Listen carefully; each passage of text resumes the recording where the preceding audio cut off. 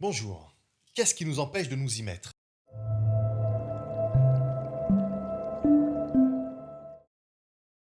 À rendre tangible cette image que nous avons à l'intérieur, à concrétiser une envie, un désir de quelque chose de plus haut que nous, quelque chose de créatif qui nous dépasse, nous sublime. Petit aparté de quelques définitions qui tournent autour du sublime. En physique, la sublimation est le passage d'un corps de l'état solide à l'état gazeux sans passer par l'état liquide. En psychanalyse, la sublimation est une dérivation de but de la pulsion sexuelle et ou agressive, par exemple dans une création artistique. Essayons de naviguer entre ces deux définitions si vous le voulez bien, entre le phénomène de labo et le phénoménal bonobo pour revenir à ma question de départ.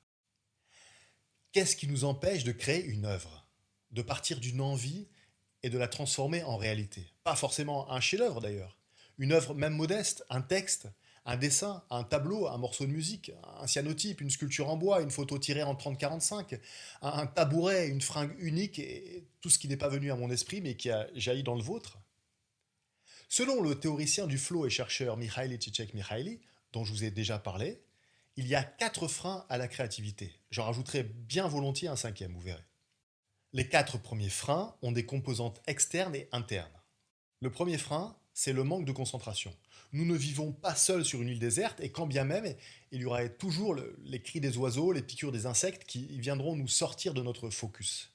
Oui, les notifications sont des cris et des piqûres des fois. Essayez de lire un bouquin dans une salle d'attente de nos jours pendant 20 minutes tranquillou. Mais il n'y a pas que les distractions externes. Les distractions internes nous font souvent dévier d'une trajectoire de la pensée que l'on voudrait linéaire. Est-ce qu'il y a des marmottes en Sibérie? À quoi elles ressemblent? Peut-on voir la muraille de Chine sur Google Earth? Et si je me levais pour vérifier le stock de cookies dans la cuisine, dans le cas d'une île déserte? Et si je me levais pour vérifier le stock de noix de coco? Le deuxième frein, c'est le manque de disponibilité, de temps et d'espace mental. Là, ok, ça dépend majoritairement des conditions extérieures. Bosser, s'occuper de la famille, maintenir un minimum de besoins vitaux assurés, tout ça. Mais vu le temps que nous passons sur les écrans, je pourrais écrire vu le temps que les GAFAM nous volent, mais ce serait non seulement faux, mais ça serait leur donner aussi trop de pouvoir. Je rectifie. Vu le temps que nous donnons volontairement aux GAFAM en échange d'un petit shot de dopamine, je ne parle même pas de la télé, est-ce qu'on ne pourrait pas récupérer ne serait-ce qu'une heure par jour pour un projet qui nous tient à cœur? Et pour l'espace mental, il y a bien des manières de l'aérer, parce que de même qu'on n'arrête pas d'entendre et s'entendre dire je suis débordé, submergé sous l'eau, il y a des moyens efficaces de baisser notre ligne de flottaison. Le troisième frein, c'est la procrastination.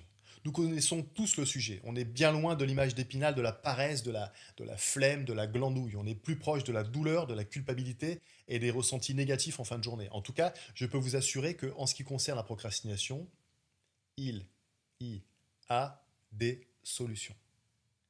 Écrivez-moi sur contact@nicolasdelio.fr si vous voulez en savoir plus, je me ferai une joie de vous répondre. Le quatrième frein, c'est le manque d'objectifs clairs. Parce qu'à force de ne pas oser dire non, nous disons oui à trop de choses. Et comme notre concentration, notre temps, notre espace mental et notre capacité de travail ne sont pas illimités, loin de là, les oui que nous disons sont des oui rikiki, des oui dilués, des oui trop petits pour compter vraiment. En résumé, il faut dire plein de petits noms pour obtenir un grand oui, un objectif clair. J'en parle d'ailleurs dans une vidéo sur ma chaîne si vous voulez y jeter un coup d'œil. Et le cinquième frein, de quoi est-il constitué?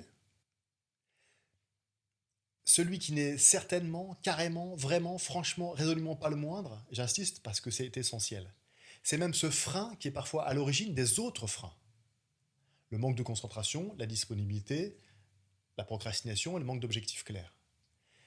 Ce cinquième frein qui fait exister les 4 autres, qui les accentue, qui y contribue, qui les légitime, qui nous empêche encore plus d'être créatifs, qui nous empêche encore plus de nous y mettre, qui nous empêche encore plus de concrétiser, d'aller au-delà de notre parfois très terre-à-terre qualité d'humain, qui nous empêche encore plus de créer une œuvre.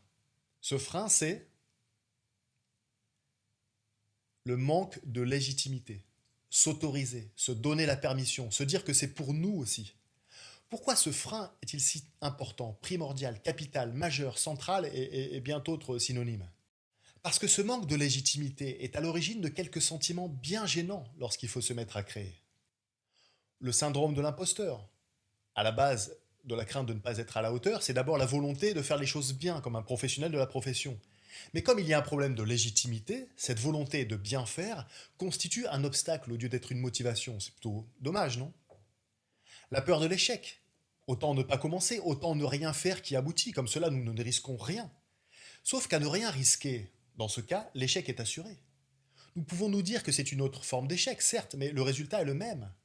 Nous ne souffrons pas de la honte d'avoir échoué. Nous ne sommes pas passés par des sentiments fortement désagréables liés à une déconvenue, mais le projet qui nous tenait à cœur ne s'est pas concrétisé. La peur de réussir, elle est d'ailleurs souvent sous-estimée. Que va-t-il se passer quand vous réussirez? Un texte, un tableau, un morceau de musique ou même un diplôme? Vous le savez, vous allez devoir assumer cette réussite, publier votre texte, montrer votre tableau, diffuser votre création musicale ou être au niveau du diplôme obtenu. Là où l'on est pour l'instant, si l'on ne tente rien d'extraordinaire, on ne court aucun danger, il n'y a rien qui dépasse. Notre zone de confort est en paix.